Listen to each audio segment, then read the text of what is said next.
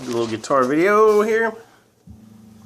I'll show you kind of the techniques, ways of coming at like a jazz standard, or you could do this with, honestly, with any song. You could do this with a Hendrix song, or David Bowie song, or Arcade Fire, or whoever, whatever you're into, Nirvana, whatever. You could really do this with any song, because just about every song you can think of is going to have chord progression. It's going to have a melody. And then you're going to be able to improv over it in some way, some fashion of some kind, So, this kind of pertains to everything, not just jazz standards.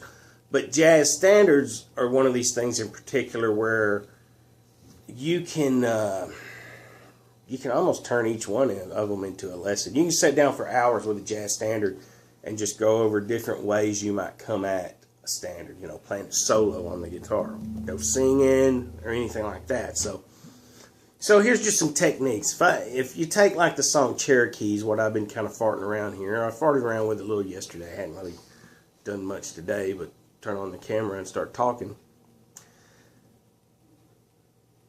You got the chords.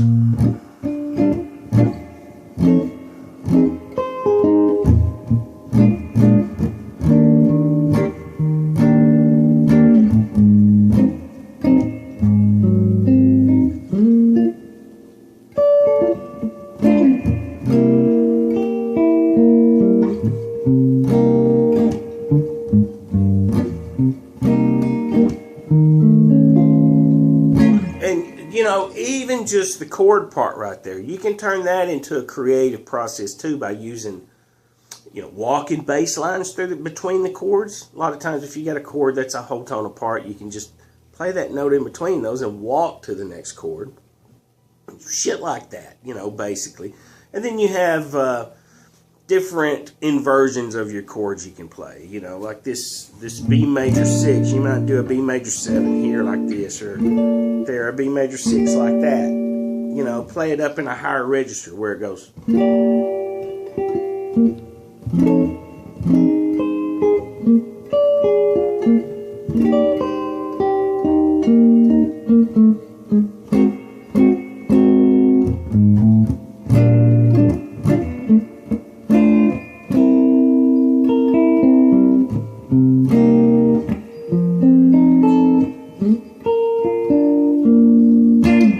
So you can change up the chords you play and kind of the way you walk through the bass line and all this stuff.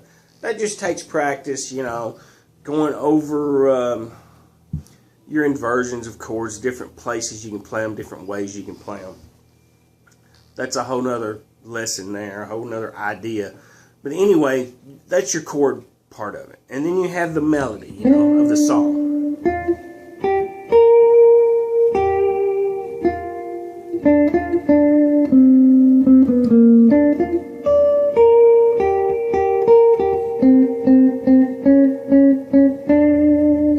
And that's, the melody to the first part of the song. This song, Cherokee, is one of these songs. It's like an AABA song, which means it has like an A part you play twice. Then there's a B part. It's like a little interlude thing. And then it goes back and it winds up on the A. And then a little turnaround and it starts all over again, And that's basically the gist of the song. So, what you can do with that chords and melodies, you can start doing like a blend of chord and melody. Now, I don't do this much with this song, so bear with me here. You might do like a...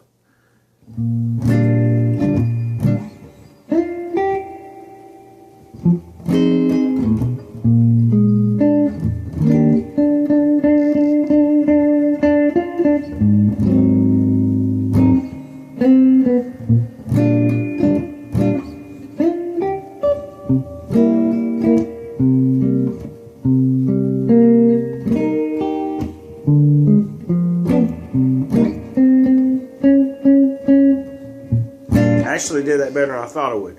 That would be kind of a chord and melody mix where you're playing some chord notes, you're playing some melody lines, you see. And then the next thing would be improv over the song, over the changes, where you would, figure out different scales and the way the song moves through different key centers and stuff like that, and you can figure out different ways you can play over. It's usually 2 5s or 2 5 1s.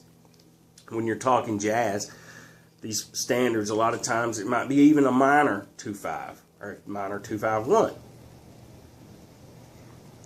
They kind of modulate through different key centers, and then you kind of move your major scale through them. And then some places you'll have altered chords and stuff like this, and you kind of, over time, you figure out how to deal with shit like that. These altered dominant chords and stuff, or you would use an altered scale. You might use a diminished scale. Or you might use melodic minor, a mode of that, or harmonic minor, and all this kind of stuff. So, anyway, that just comes with time. These are just techniques. So, if you were going to improvise over this, you know, it would be like a...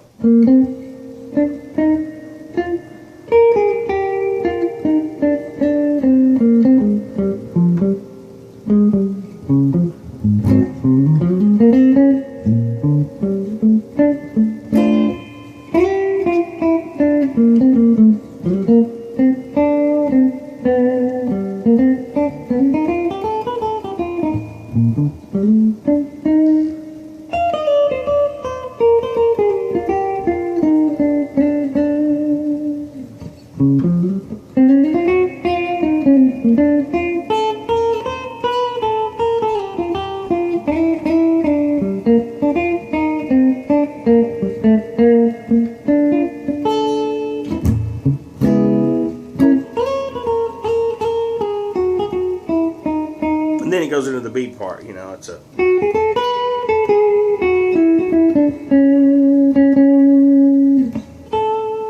Then you play a little melody.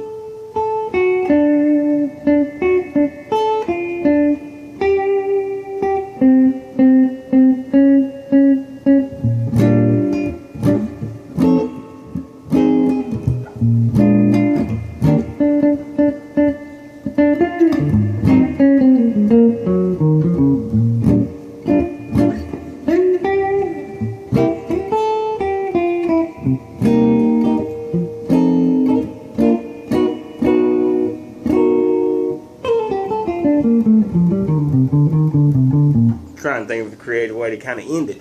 But you can see how you just try and start blending them. You know, I made mistakes there and all this stuff, but you don't need to worry about that so much. You're improvising. You're trying to come at things. You try and hold it together the best you can, and over time you get better and better at it. This is what I practice more than anything now. Playing through songs and not being stuck on playing a chord or a melody or improvising, where I'm trying to be as flexible as possible, going between chords, melody, improvisation, and working my way through it as creative and make it sound as cool as I possibly can. You know, just, to me, it just makes the song sound so much better. And if I was listening to somebody play, I would want to hear them play that way, where they're not just mimicking something, you know, like playing a classical piece, which is, you know, you try and play it just perfect as you can, and you try and play it as exact as you can with the exact notes and all this stuff. It's not really so much that way with like a standard, or even like a rock song. You know, you could take a Hendrix song or something like that, and you could stretch it out a little bit. You can go pretty crazy. But anyhow, my cats are getting after it out here. I see one of them flying across the yard chasing another one, so I got to do some hollering at the cats. But that's just techniques. Techniques for playing solo jazz guitar and ways to look at it. Anyway, I know it seems like a lot, knowing all these chords, inversions, knowing all these scales, knowing this and that. But as you build this knowledge of all this stuff, this is kind of what you're kind of striving for, to be able to turn you loose and be able to do something creative where you're not mimicking. You're actually using what you've got, and you're using that to create something out of something. You're not just playing an exact note for note copy of something. Okay? So anyhow,